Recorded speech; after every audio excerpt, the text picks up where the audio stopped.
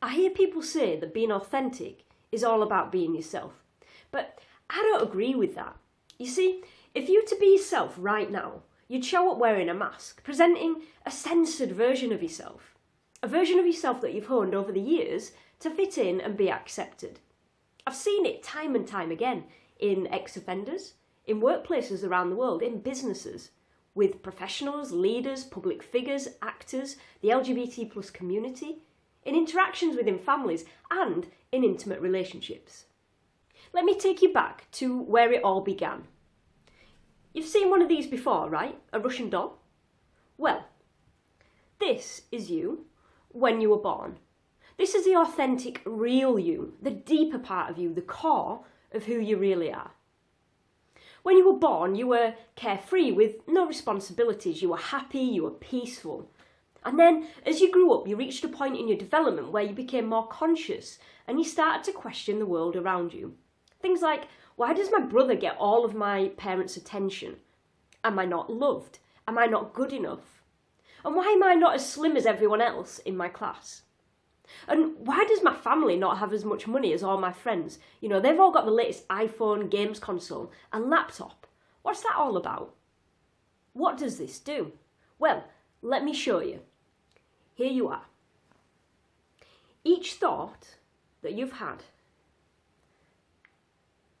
creates a layer that distances you a little bit more each time from your true and authentic self, moving you further and further away from that connection to your authentic and true self. Let me ask you, have you ever seen authenticity on the school run? It's unheard of. In business, well, that's pretty rare, right? And socially, well, I don't know, maybe after a drink or three. Seriously, I can't think of anywhere where I don't see people wearing a mask. You show up wearing different masks for different environments and situations that you find yourself in. At work, in business, your relationships, socially, with family, you name it, you've got a mask for it. Because, let's face it, the last thing that you want is to look stupid, wrong, look like a failure, an imposter, or be vulnerable in any way. Think of it as privacy settings on your laptop. For this user, I'll let them see X, but for that user, I'm going to let them see X and Y.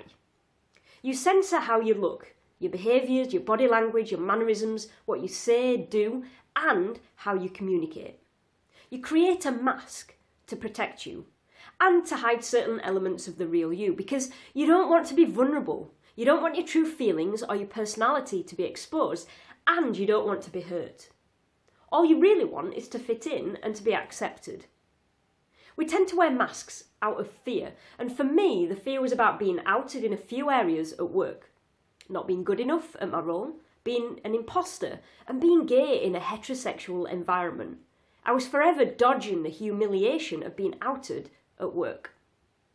Talking about being gay, let's look at labels. From an early age, you begin to accumulate labels for yourself.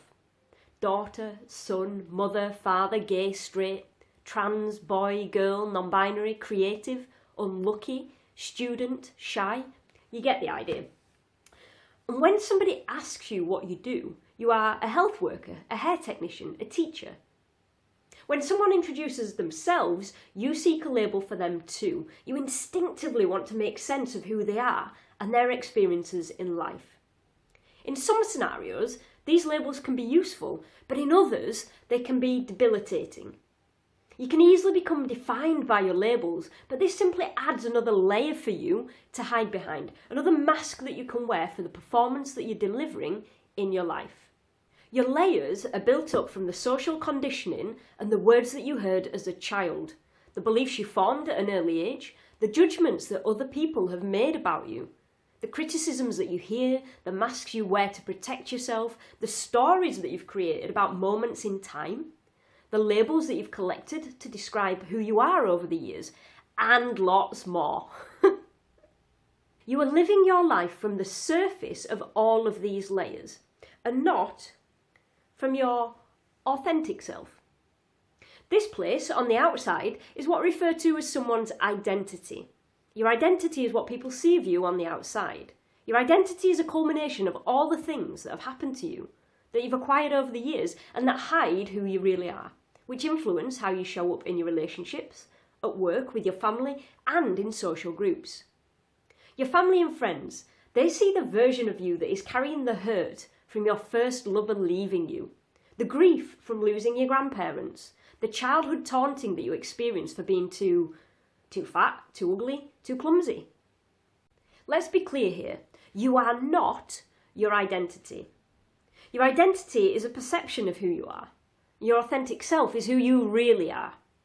I'm going to repeat that. It's really important to understand the difference. Your identity is a perception of who you are. Your authentic self is who you really are. The authentic you is underneath all of those layers, the good, the bad, and the ugly. The authentic and real you is that peaceful, joyful, creative, loving, passionate soul underneath all of those layers. I want you to consider this cycle for a moment. You have a thought, and this triggers a feeling. You act on these feelings, which often causes more pain or stress. The usual approach to break the cycle is to change the feelings. We try to change those feelings by looking outside of ourselves. We throw food, alcohol, drugs, money, sex at it in the hope that it'll numb those feelings or give us some sort of temporary release. But what would have more impact is to tackle the thought that caused the feeling. You have around 80,000 to 120,000 thoughts per day. The majority of those, it's around 95%, are the exact same thoughts that you thought yesterday, last week, last month, and last year. And now imagine that your thoughts are like a conveyor belt. They're constantly moving through your mind at quite some speed. Contrary to popular belief, there are no issues with thoughts. It's only when you attach to your thoughts, or as I call it, lasso a thought. So when you lasso a thought, this is what causes you suffering, pain, and fear. Let me repeat that. It's really important. It is not a thought that causes you suffering or harm. It's when you attach to the thought, when you believe it, and when you make it true for you in that moment. That is what causes you suffering. Your experiences, both past and present, impact on you at a deeper level than you realise, and you search for meaning in everything. Let me give you an example to illustrate this. In the early days of your relationship, your partner went out after work for a few drinks. They came home, kebab in hand, unable to string a sentence together. Later, you found out that they were dancing a little too closely to someone in the office, and they denied it. Over the days that followed, you thought about it, you internalised it, and you created some sort of meaning that felt true to you in that moment for that particular experience. It may be that you now think, my partner can't be trusted after a drink. And once you fixed onto a meaning that made sense to you in that moment, you created a story around it. For instance, my partner doesn't love me and respect me. Every time they go out, they do something that upsets me or disrespects me. That is a story that you now tell yourself. Those stories you create, they impact on every situation, every conversation, and every experience that you have today. It's like they're hiding underneath the surface, steering your every move, thought, action, and decision. You begin to retell these stories to anyone that will listen or asks. And now, when your partner is late home from work, you think that they've gone out for drinks and a dance with someone that isn't you. You think they're lying and they're hiding things from you, and you begin to collect further proof and evidence to support this story and this belief that you created. What have you done here? Instead of asking questions to fully understand what went on in this specific situation, you default to, my partner doesn't love and respect me. This happened before, and therefore, when that happens today, it means this.